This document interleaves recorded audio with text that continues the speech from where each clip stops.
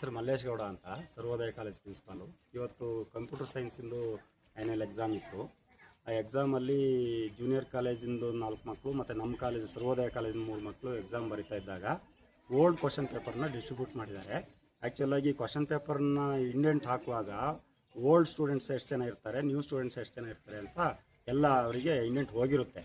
ಆ ಇಂಡೆಂಟ್ ಹೋದಾಗ ಅವರು ಹಂಚುವಾಗ ಸ್ವಲ್ಪ ಜವಾಬ್ದಾರಿಯಿಂದ ಹಂಚಬೇಕಾಗಿತ್ತು, ಕೇಳಿ ಕೊಡಬೇಕಾಗಿತ್ತು. ಓಲ್ಡ್ ಸಿಲೆಬಸ್ನವ್ರು ಯಾರಿದ್ದೀರಿ, ಎಷ್ಟು ಕ್ವಶನ್ ಪೇಪರ್ ಬೇಕು, ಯಾರ್ಯಾರಿಗೆ ಬೇಕು, ನ್ಯೂ ಸಿಲೆಬಸ್ನವ್ರು ಎಷ್ಟು ಜನ ಇದ್ದೀರಿ, ಅವ್ರು ಯಾರು ಅಂತ ಕೇಳ್ಕೊಡ್ಬೇಕಾಗಿತ್ತು. ಒಂದು ರೂಮಲ್ಲಿ ಇರೋರೆಲ್ಲ ಓಲ್ಡ್ ಸಿಲೆಬಸ್ನವರು ಅಂತ ಅಂದ್ಕೊಂಡ್ಬಿಟ್ಟು ನ್ಯೂ ಸಿಲೆಬಸ್ ಮಕ್ಕಳಿಗೂ ಕೂಡ ಕೊಟ್ಟಿದ್ದಾರೆ. ಮಕ್ಕಳು ಕನ್ಫ್ಯೂಸ್ ಮಾಡ್ಕೊಂಡಿದ್ದಾರೆ. ಒಂದಷ್ಟು ಚಾಪ್ಟ್ರು ಹೋಲಿಕೆ ಇದ್ದುದರಿಂದ ಇದು ಕ್ವಶನ್ ಪೇಪರೇ ಟಫ್ ಆಗಿರಬೇಕು ಅಂತ ಅಂದ್ಕೊಂಡು ಅವರು ಒದ್ದಾಡ್ಕೊಂಡು ಬರೆದಿದ್ದಾರೆ. ಬರುವಾಗ ಸ್ವಲ್ಪ ಬೇಜಾರಾಗಿದೆ. ಬಂದ ಬೇರೆ ಪೇಪರ್ನ ಕಂಪೇರ್ ಮಾಡಿ ನೋಡುವಾಗ ಅದು ಕ್ವಶನ್ ಪೇಪರು ಅವ್ರಿಗೆ ಸಂಬಂಧಪಟ್ಟದ್ದು ಅಲ್ವೇ ಅಲ್ಲ. ಮಕ್ಕಳ ಭವಿಷ್ಯಕ್ಕೆ ತುಂಬ ಹೊಡೆತ ಬಿದ್ದಿದೆ. ಆಮೇಲೆ ಅವರೆಲ್ಲರೂ ಕೂಡ ತುಂಬ ಒಳ್ಳೆ ಪರ್ಸೆಂಟೇಜನ್ನು ನಿರೀಕ್ಷೆ ಮಾಡ್ತಿದ್ದಂಥ ಹುಡುಗರು, ರ್ಯಾಂಕ್ ಸ್ಟೂಡೆಂಟ್ಸ್ ಅವರು. ಆ ಮಕ್ಕಳಿಗೆ ಈಗ ಮತ್ತೆ ಪುನಃ ಟೈಮ್ ಕೊಡೋದು ಕಾನೂನು ಪ್ರಕಾರ ಎಲ್ಲೂ ನಿಯಮ ಇಲ್ಲ. 2 ನಿಮಿಷನೂ ಕೂಡ ಲಾಂಗ್ ಬೆಲ್ ಆದಮೇಲೆ 2 ನಿಮಿಷ ಕೊಡೋಂಗಿಲ್ಲ.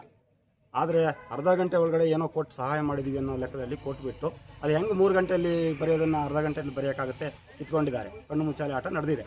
ಅದರಿಂದ ಮಕ್ಕಳಿಗೆ ಅನ್ಯಾಯ ಆಗಿದೆ. ನಾವು ಖಾಸಗಿ ಕಾಲೇಜಿನವರು 10-20 ಮಕ್ಕಳು ಇಟ್ಕೊಂಡು ಅದರಲ್ಲೇ 10 ಜನ ಜೀವ ಹೆಂಗೋ ಕಾಪಾಡ್ಕೊಂಡಿರ್ತೀವಿ. ಅಂಥದ್ರಲ್ಲಿ ಆ ಮಕ್ಕಳು ರಿಸಲ್ಟ್ ಚೆನ್ನಾಗಿ ಬರಲಿಲ್ಲ ಅಂತಂದರೆ ಅವು 30 ಮಾರ್ಕ್ಸ್ಗೆ 40 ಮಾರ್ಕ್ಸ್ಗೆ ಬರ್ದಿದ್ದಾವೆ ಈಗ ಕೊಟ್ಟ ಟೈಮಲ್ಲಿ. ಅದು ಕೂಡ ಸಿಂಧು ಅಲ್ಲ. ಈ ವಿಷಯ ಈಚೆ ಬಂದ ತಕ್ಷಣಕ್ಕೆ ಅದನ್ನು ಕೂಡ ಲೆಕ್ಕಕ್ಕೆ ತಗೊಳ್ಳಂಗೇ ಇಲ್ಲ. ಆ ಕ್ವಶನ್ ಇದನ್ನು ಆನ್ಸರ್ ಪೇಪರ್ನ ತೆಗೆದು ಬಿಸಾಕಬೇಕು ಕಸು ಬುಟ್ಟಿಗೆ. ಆಫ್ಟರ್ ಎಕ್ಸಾಮಿನೇಷನ್ ಟೈಮ್ ನೀವು ಹೆಂಗೆ ಅದನ್ನು ಬರ್ಸಿದ್ರಿ ಅಂತ ಹೇಳಿ, ಆಯಿತಾ? ಹಾಗಾಗಿ ಅದು ಇಲ್ಲ ಇದು ಇಲ್ಲ, ಮಕ್ಕಳಿಗೆ ತುಂಬ ಅನ್ಯಾಯ ಆಗಿದೆ. ಮೇಲಧಿಕಾರಿಗಳಿಗೆ ದೂರು ನಿಮ್ಮ ಮುಖಾಂತರ ಹೋಗುತ್ತೆ. ನಾವು ಕೂಡ ಮಾತಾಡ್ತೀವಿ. ನಮ್ಗೆ ಈಗ ಗೊತ್ತಾಗಿರೋದೇ ವಿಷಯ ಈಗ ಜಸ್ಟು ಅದನ್ನು ಬರೋಷ್ಟೊತ್ತಿಗೆ ಅಲ್ಲಿ ಪೇಪರ್ ಸುದ್ದಿ ಆಗ್ತಾಯಿತ್ತು. ಈಗ ಮಾತಾಡ್ತೀವಿ, ಏನು ಪ್ರತಿಕ್ರಿಯೆ ಬರುತ್ತೆ. ಒಟ್ಟು ಮಕ್ಕಳಿಗೆ ಈಗ ಅವ್ರನ್ನೂ ತಪ್ಪು ಮಾಡ್ತಾರೆ, ನಾವು ತಪ್ಪು ಮಾಡೋದು ಮನುಷ್ಯನ ಸಹಜ. ಆದರೆ ಅದು ಮಕ್ಕಳ ಭವಿಷ್ಯಕ್ಕೆ ದೊಡ್ಡ ಪೆಟ್ಟು ಬಿದ್ದಿರೋದ್ರಿಂದ ಆ ಮಕ್ಕಳಿಗೆ ಮತ್ತೆ ಎಕ್ಸಾಮ್ ಬರೀಲಿ, ರೀ ಎಕ್ಸಾಮ್ ಅದು ಇದು ಅಂತ ಹೇಳ್ತಾರಂತೆ. ರೀ ಎಕ್ಸಾಮ್ ಬರೆದಾಗ ಅದು ಟಫ್ ಇರುತ್ತೋ ಈಸಿ ಇರುತ್ತೋ ಅದು ಬೇರೆ ವಿಚಾರ. ಮಕ್ಕಳಿಗೆ ಅದು ಕಷ್ಟ ಆದರೂ ಆಗ್ಬೋದು. ಈಗ ಒಂದು ಒಳ್ಳೆ ಪ್ರಿಪ್ರೇಷನ್ ಮಾಡ್ಕೊಂಡಿದ್ರು, ಅದಕ್ಕೆ ಹಿಂಗಾಗಿದೆ. ಅದಕ್ಕೆ ಮೇಲ್ಮಟ್ಟದ ಅಧಿಕಾರಿಗಳು ಎಲ್ಲರೂ ಕೂಡ ಸ್ವಲ್ಪ ಇದನ್ನು ಗಂಭೀರವಾಗಿ ತಗೊಂಡು ಮಕ್ಕಳಿಗೆ ಅದು ಯಾವ ಥರ ಒಂದು ಸೊಲ್ಯೂಷನ್ ಕೊಡ್ತಾರೆ ಅನ್ನೋದ್ರ ಬಗ್ಗೆ ಒಂದು ತೀರ್ಮಾನ. ನಾನು ಸುಹಾನಾ ಅಂತ ಆಸ್ ಎ ಗೆಸ್ಟ್ ಲೆಕ್ಚರರ್ ನಾನು ಜೂನಿಯರ್ ಕಾಲೇಜ್ ಮತ್ತು ಸರ್ವೋದಯ 2 ಕಡೆ ವರ್ಕ್ ಮಾಡ್ತಾ ಇದ್ದೀನಿ. ಸೊ ನಮ್ಮ ಮಕ್ಕಳು ಇವತ್ತು ಬೆಳಗ್ಗೆ ಕಂಪ್ಯೂಟರ್ ಸೈನ್ಸ್ ಎಕ್ಸಾಮ್ ಬರೆಯೋಕ್ಕೆ ಬಂದಿದ್ದಾರೆ. ಸೊ ಆ ರೂಮಲ್ಲಿ 6 ಜನ ಇದ್ರಂತೆ. ಅವ್ರು 6 ಜನ ಕೂಡ ಚೆನ್ನಾಗಿ ಓದೋರೆ. ಜೂನಿಯರ್ ಕಾಲೇಜಲ್ಲಿ 3 ಜನ ಇದ್ದಾರೆ, ಸರ್ವೋದಯದವರು 3 ಜನ ಇದ್ದಾರೆ.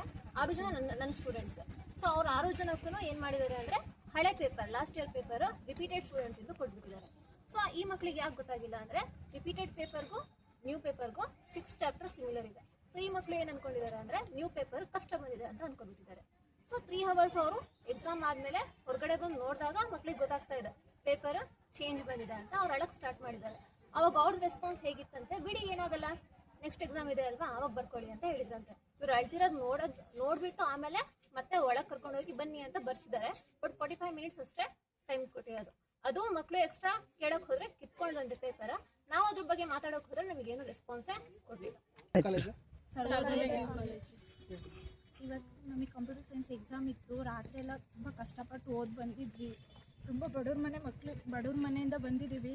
ಬೆಳಿಗ್ಗೆ ಬಂದು ಕ್ವಶನ್ ಪೇಪರ್ ನೋಡಿದ ತಕ್ಷಣ ಎಲ್ಲ ಒಂದು 5-6 ಚಾಪ್ಟರ್ಸ್ ತುಂಬ ಸಿಮಿಲರ್ ಇದ್ದವು. ಅದಕ್ಕೋಸ್ಕರ ನಾವು ತುಂಬ ಡಿಫಿಕಲ್ಟಾಗಿ ಬಂದಿದ್ದೆ. ನಮ್ಮ ಕಲ್ತ್ಕೊಂಡು ಯಾರಿಗೂ ಹೇಳೋಕ್ಕೆ ಹೋಗಲಿಲ್ಲ. ಆಮೇಲೆ 1 ಗಂಟೆಗೆ ಆಚೆಗೆ ಬಂದಿದ್ದ ತಕ್ಷಣ ಗೊತ್ತಾಯಿತು ಇದು ಓಲ್ಡ್ ಸ್ಟೂಡೆಂಟ್ಸಿಗೆ ಕೊಟ್ಟಿರೋ ಕ್ವಶನ್ ಪೇಪರು ಅಂತವ. ಆಮೇಲೆ ಸ್ವಲ್ಪ ಹೊತ್ತು ಬೇಜಾರಾಯಿತು. ಆಮೇಲೆ ಇವ್ರ ಹತ್ರ ಕೇಳೋ ಹೊತ್ತಿಗೆ ನೆಕ್ಸ್ಟ್ ಅಟೆಂಡ್ ಇದೆಯಲ್ಲ ಅವಾಗ ಬರ್ಕೊಂಡು ಪಾಸ್ ಆಗಿ ಅಂತ ಹೇಳಿದ್ರು. ಆಮೇಲೆ ಮತ್ತೆ ಕರ್ಕೊಂಡೋಗಿ 1:30 ಕರ್ಕೊಂಡೋಗಿ 2 ಗಂಟೆಗೆ ಎಕ್ಸಾಮ್ ಬರೆಸಿ ಕರ್ಕೊಬಂದರು. ನಮಗೆ ಹಾಫ್ ಆನ್ ಅವರಲ್ಲಿ ಏನೂ ಬರೆಯೋಕ್ಕಾಗಲಿಲ್ಲ. ನನ್ನದು ತುಂಬ ಏಮ್ ದೊಡ್ಡದಿತ್ತು, ಕಾಲೇಜಿಗೆ ಫಸ್ಟ್ ಬರಬೇಕು ಅಂತಿದ್ದೆ. ಆದರೆ ಈಗ ನನ್ನ ಪರ್ಸೆಂಟೇಜ್ ಎಲ್ಲ ಹೋಯಿತು. Full exam half an hour ಆಗಲಿಲ್ಲ ಬರೆಯೋಕ್ಕೆ. ಬ್ಲೂ ಕಲರ್ ಅನಿಸ್ತು, ಅದನ್ನು ಹೇಳಿಲ್ಲ ಅವರು. ನೀವು ಬೆಳಗ್ಗೆ ಬಂದಾಗ